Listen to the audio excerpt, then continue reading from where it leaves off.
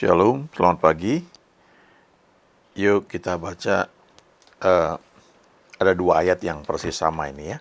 Di Amsal 14 ayat 12, ada jalan yang disangka orang lurus, tetapi ujungnya menuju maut. Lalu di Amsal 16 ayat 25, ada jalan yang disangka lurus, tetapi ujungnya menuju maut. Ya, dua ayat ini praktis sama ya, cuma beda dua kata saja ya. Di Amsal 14 ayat 12 ada jalan yang disangka orang lurus. Lalu kalau Amsal 16 ayat 25 ada jalan yang disangka lurus. Nah, tapi kalimat berikutnya persis sama, tapi ujungnya menuju maut. Saya ingat ketika saya ikut KKR ya di Bandung, baru-baru masuk kuliah, ayat ini dibacakan ya oleh pengkhotbah ya. Dia penginjil dan dia ulang-ulang ayat ini. Dia bagikan bahwa ada jalan yang disangka lurus tetapi ujungnya menuju maut. Setelah itu dia tantang pertobatan. Nah, waktu itu saya nggak gitu tahu ya bahwa eh, ayat ini ternyata ada dua ya yang isinya sama. Waktu itu kan masih Alkitab, masih semua dalam bentuk buku. Kalau sekarang ini kan sudah dalam bentuk gadget. Jadi kalau punya program di Alkitab, di HP, ya, di gadget, nah, misalnya ini program yang saya pakai, maka saya tinggal ketik satu kata yang saya ingin cari. Saya ketik di sini ujungnya, lalu saya search, saya batasi cuma Amsal saja, maka keluarnya seperti ini. Ya, ada dua ayat yang ditemukan. Proverbs itu Amsal ya, Proverbs 14 ayat 12 dan Proverbs 16 ayat 25. Kalau kita baca di Alkitab, kalau ada dua atau tiga ayat yang sama ya, apalagi persis sama, tentunya itu bukan kebetulan. Artinya ayat ini termasuk ayat yang penting. Tadinya saya pikir cuma dua ayat ini aja, tapi kalau kita membaca Alkitab, kita akan ketemu nanti beberapa ayat itu bisa dalam kitab yang sama ditemukan lagi ayat yang isinya sama kayak Amsal 14 ayat 12 ini dan Amsal 16 ayat 25. Tapi bisa juga di bagian kitab yang lain. Bisa juga itu merupakan kutipan atau mungkin sesuatu yang memang diulang dan itu penting artinya. Nah, kembali ke ayat ini, artinya dalam kehidupan kita itu banyak orang yang menyangka satu jalan ini lurus, tapi mereka nggak tahu bahwa ujungnya itu menuju maut.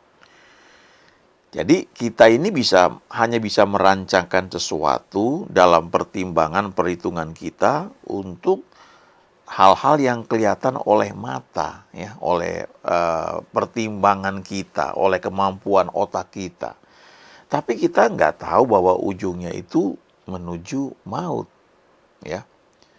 Nah, kalau kita ketik, kita cari ya kata rancangan ini, kita pakai program Alkitab ya di gadget, kita ketik rancangan, misalnya terus kita search, kita cari, maka nanti banyak ayat-ayat yang muncul ya di kitab Amsal misalnya tentang rancangan. Ya, rancangan itu kan rencana, sesuatu yang kita buat sebagai rencana kita di masa depan ya. Nah, salah satu ayat di kitab Amsal ya ketika kita cari ya yang mengenai mengandung kata rancangan, maka di Amsal 19 ayat 21 kita akan ketemu banyaklah rancangan di hati manusia, tetapi keputusan Tuhanlah yang terlaksana.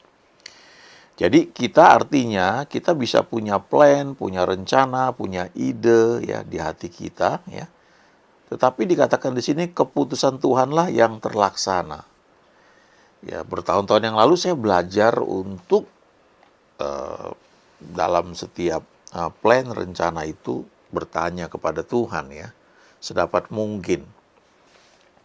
Saya punya beberapa pengalaman yang sangat berkesan ya. Satu ketika ada seorang yang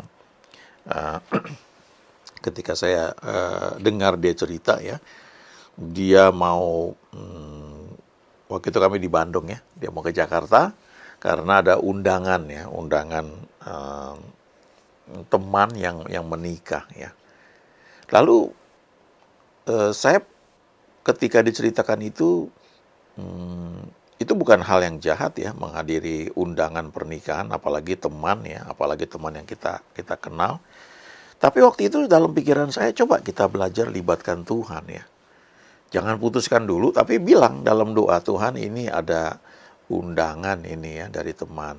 Saya ingin datang ya, karena Alkitab mengatakan kan, nyatakan dalam segala hal keinginanmu ya, dalam doa dan permohonan dengan ucapan syukur. Jadi kita belajar menyatakan. Nah, ketika saya dengar itu ya, saya bilang coba belajar untuk didoakan. Tapi rupanya karena sudah diputuskan, seringkali seperti itu ya. Kita udah punya keputusan dan kita nggak mau itu diubah. Ya, biasanya kalau orang kolerik ya, orang yang dominan itu, kalau dia putuskan sesuatu, dia stick ya. dia ngotot, dia pegang dengan keputusan itu, dia nggak mau diubah.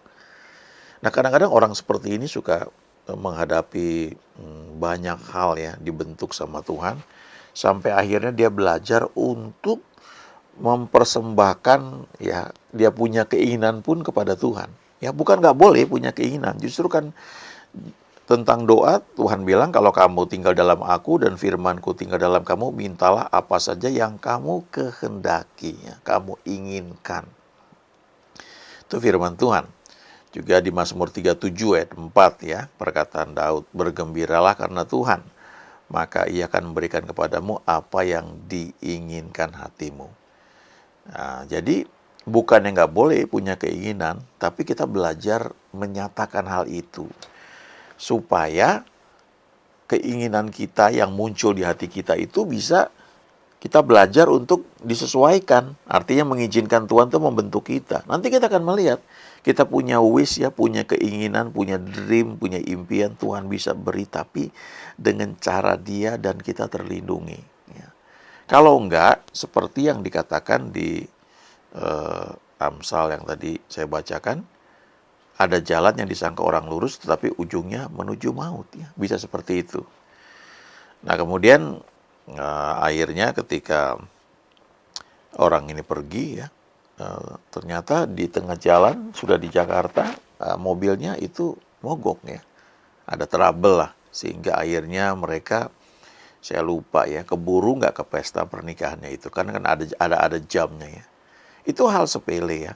Kadang-kadang kita sudah punya keinginan mesti begini ya, lalu kita nggak doakan ya, atau kita doakan kita cuma bilang Tuhan ini saya mau begini tolong berkati jagai gitu ya.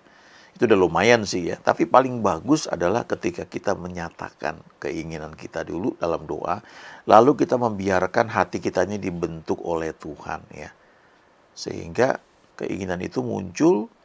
Memang kita ingin seperti itu, tapi sifatnya itu kayak istilahnya begini, kalau kita diberi atau kita memiliki sesuatu ya dari Tuhan, kita pegang itu, tapi istilahnya jangan ngotot gitu ya, jangan pegang erat-erat sampai itu nggak mau dilepas ya. Kita belajar untuk mengizinkan ya, kalau itu memang harus kita lepas, kita akan dapat yang lebih baik ya. Itu pelajaran memang ya. Nah, di kesempatan lain saya ingat juga, kadang-kadang kita punya plan bagus ya. Oh, kita mau ke sini, mau ke sini. Oh, ini bagus gini. Kalau kita nggak doakan itu, maka bisa aja keinginan itu tidak tercapai ya. Ya. Bisa jadi misalnya kita ingin jalan-jalan ke satu tempat ya. Lalu, wah udah bagus lah ini udah paling bagus lah. Kita nggak doakan itu, maka akhirnya mungkin kena macet ya di jalan. Dan saya belajar untuk membawakan dalam doa supaya nggak perlu ketemu masalah-masalah yang memang nggak perlu. Satu ketika saya masih ingat ya, kami satu keluarga liburan di Anyer. Ya, itu masa liburan. Masa kalau nggak salah ya ada hari raya ya yang menyebabkan itu jalanan cukup ramai. Nah, kami tiba lebih dulu di pantai di Anyer, ya. Kami nginep semalam atau 2 malam, lalu setelah itu kami rencanakan untuk kembali ya, kembali ke Jakarta dari Anyer. Lalu kami rencanakan untuk mampir di satu tempat di mana kami bisa lihat mercusuar ya. Nah, lalu kami mulai jalan dan ternyata karena itu hari libur itu macetnya. Itu saking macetnya, eh, dalam waktu kurang lebih 1 jam kami cuma bergerak mungkin beberapa meter ya. Saya ingat itu sampai di tengah jalan saking macetnya, kami bisa beli gado-gado di pinggir jalan sampai selesai dibuatkan itu ya berapa bungkus, tetap mobil itu praktis semua bergerak mungkin 2-3 meter. Nah, saya ingat ketika dalam kemacetan itu ada kayak orang yang polisi cepek itu ya istilahnya ya, tukang-tukang parkir yang suka membantu kita kalau kita mau belok atau mau keluar parkir atau mau masuk parkir. Lalu mereka bilang gini ya, "Ah, badai ke mana?" Ya, dibilang, "Kak, mau kemana?" gitu ya. "Ayo, macet, puter aja," dia bilang. Tapi saya bilang, enggak," gitu. Karena dia mengharapkan kalau saya muter, ya dia tunjukkan jalan, ya saya kasih lah mungkin beberapa ribu gitu ya. Tapi saya pikir enggak lah ya. Terus kami sudah putuskan mau ke ini, apa namanya, ke mercusuar. Tapi jalanan macet terus. Akhirnya, nah ini yang saya belajar juga ya. Kadang-kadang kita punya satu plan, keinginan ya, kita ngotot. Belajar untuk nggak ngotot gitu. Jadi sementara dalam kemacetan itu saya mulai berpikir dan berdoa, ini Tuhan ini gimana ya? Tapi buat saya sih nggak masalah ya, nggak ke mana ke mercusuar. Tapi kan kami satu keluarga ya, tentunya ada yang mau lihat mercusuar. Lalu dalam kemacetan itu saya bilang ya sama istri sama anak saya, ini kelihatannya macet nih, bagaimana nih? Ya, terus saya ajak mereka berdoa bersama-sama. Lalu saya bilang, Tuhan, ini macet beri hikmat ya. Mungkin kami nggak perlu ke mercusuar, mungkin bisa next time. Tapi tolong kami ya. Nah, sementara itu jalan yang misalnya yang sebenarnya kami bisa putar balik itu sudah kelewatan ya, cukup jauh. Tapi waktu saya habis berdoa seperti itu, minta tuntunan Tuhan, nggak lama kemudian ada lagi yang menawarkan, ya, balik aja, belok aja, lewat sini gitu ya. Dan langsung kami putuskan untuk segera balik ya, putar arah, terus ya kasih beberapa ribu ya buat mereka, lalu ditunjukkan jalan. Dan dalam waktu singkat kami lepas dari kemacetan itu, dan terus akhirnya kami bisa tiba di Jakarta. Kami mampir di Karawaci dulu ya, lihat kampus di situ dan baru kami pulang ya. Nah, itu contoh ya. Jadi kalau ayat yang tadi ada jalan yang disangka orang lurus tetapi ujungnya menuju maut, tapi itu mungkin sudah sesuatu yang terlalu istilahnya parah sekali. Tapi sebenarnya prakteknya dalam hal kecil. Ada jalan yang disangka lancar tetapi ujungnya ternyata macet. Ya, bisa kayak begitu. Ada jalan yang disangka mulus tapi ujungnya ternyata ada lubang ya, misalnya seperti itu ya. Nah, kita punya sekarang kan program Maps dari Google ya, atau pakai Waze ya, Waze itu ya. Jadi kita bisa klik satu tujuan dan dia akan hitung, dia akan tunjukkan lewat jalan mana supaya nggak macet ya. Itu sangat membantu sekali. Walaupun tetap kita belajar untuk mendoakan ya, supaya ini satu pelajaran loh ya, antara otak kita menghitung suatu plan rencana di depan, lalu ada kontrol dari kedalaman hati kita ya, ada hati nurani kita, ada Roh Kudus yang menuntun kita supaya kita terhindar dari jalan-jalan yang nggak perlu ya. Siapa sih yang mau macet ya, kecuali memang sengaja memang mau menikmati kemacetan.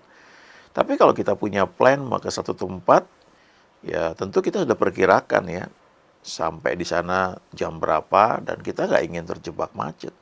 Nah, coba belajar melibatkan Tuhan.